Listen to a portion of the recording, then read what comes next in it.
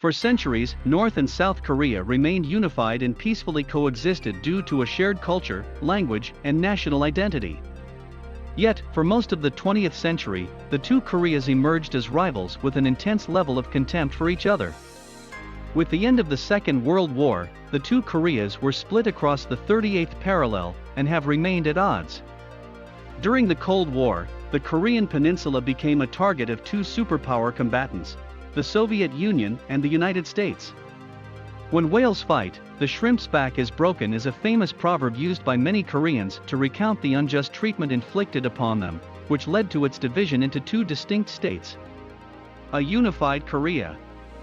Before the division, Korea existed as a solid unified country, but it did not have freedom even then. Generations of dynastic empires have ruled over Korea for the most prolonged periods. Once the age of dynastic empires ended, colonial rule began in Korea. Initially subjugated and officially conquered 5 years after the Russo-Japanese War, the Japanese colonial rule lasted 35 years. Michael Robinson, a professor at Indiana University and a PhD in East Asian history, has conducted extensive research on both Korean history as well as contemporary Korea. Robinson presents his critique on Korean division by saying that the catalyzing incident is the decision that was made really, without the Koreans involved between the Soviet Union and the United States to divide Korea into two occupation zones. As the Japanese Empire fell, a power vacuum was created in Korea, and the Soviets and Americans hurriedly divided up Korea amongst themselves. Why was Korea divided? The Second World War came to a destructive end after the Americans dropped atomic bombs on the cities of Hiroshima and Nagasaki. Once the atomic bombs were dropped, the Japanese were utterly demoralized and struggled to keep up a fighting spirit. Merely 2 days after the atomic bombings, the Soviet Union went to war against Japan and invaded Manchuria. Powerless against the overwhelming force of two global superpowers, Japan surrendered on August 15, 1945. The two superpowers of the US and the Soviet Union took over Korea in August 1945. The Allied powers had decided that they would take control over Japanese-occupied territories, including Korea.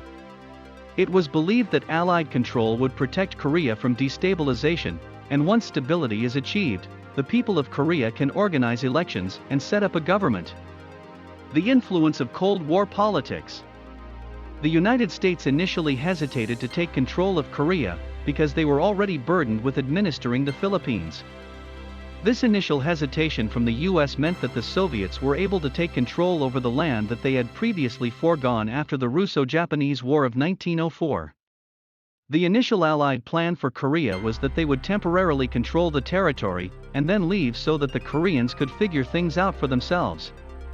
However, the Soviets sought to increase their sphere of influence over the world and facilitated the establishment of a communist regime north of the 38th parallel. In response, the US government supported the formation of a military government south of the 38th parallel. Communist ideology was well received by the peasants and laborers situated in the northern part of Korea. However, middle-class Koreans grew anxious at the rise of a communist government and escaped to the south. The Cold War had changed the initial Allied plans. Korea had become a battleground for the Soviet Union and the United States to engage in a proxy war. The Korean War. The Korean War raged for 3 years, from 1950 to 53, and took the lives of 2.5 million people. The war began after Kim Il-sung attempted to reunify Korea under his communist government. To establish a communist government, he launched an invasion of South Korea, and this conflict eventually became the Korean War. South Korea received support from the United Nations through the Americans who sent troops to resist northern aggression. The war was bloody and saw the United States bombing multiple cities in North Korea. Cities were destroyed and millions died. As the war saw no end, a compromise was drafted and signed at Panmunjom on July 27, 1953. This truce led to the creation of a demilitarized zone at the 38th parallel, along which North and South Korea were divided yet again. Separated forevermore? The end of the war spelled the end of armed conflict, but the ideological conflict continued to rage as the Cold War intensified. South Korea developed a strong relationship with the Western world through the United States, which continued to have a military presence in the country. At the same time, North Korea continued to be influenced by the Soviet Union. However, the collapse of the Soviet Union in the early 1990s changed everything for North Korea. Left on their own, North Korea faced economic stagnation because the Soviet government was not there anymore to support them. North Korea also fell to authoritarianism and was ruled by a single family.